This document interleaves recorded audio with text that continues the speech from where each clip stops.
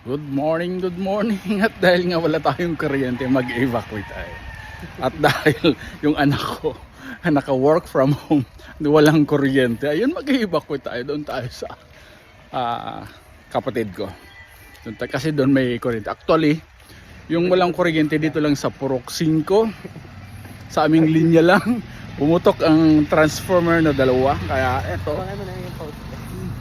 ayan, naglalakad kami dito sa kalsada at dadaanan natin yung pinakamasarap na tinapay, Milgers Bakery.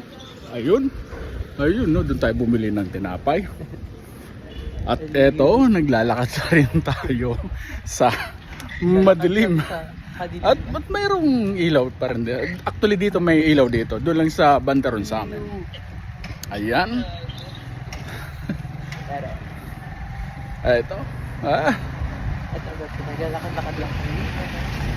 Ang sana. Dito sa Dexter nag-aaral dati. Si Dexter. Ayan po ang aking anak.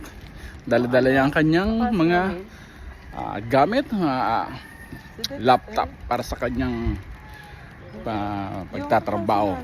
Naka-work from home kasi siya. Nandito siya sa Bicol. Sumama sa akin para sa aming pagbabakasyon. Siya nag-aaral dati. Alright, ayan. Medyo hindi naman malayo ang pupuntahan natin. Wala. Ayan. Para papunta na kami Ligas. Magandang maglakad ng maaga. Exercise ika nga. At di na rin talaga tayo makitulog dahil mainit. Ayan. Ito na, malapit na tayo.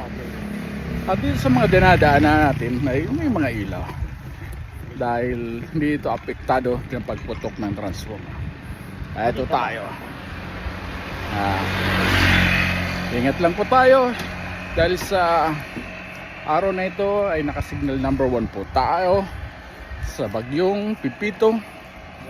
Ayan na po, ito na po ang ating pupuntahan. Alright, hanggang dito na lang po. Bye bye. Good morning, good morning.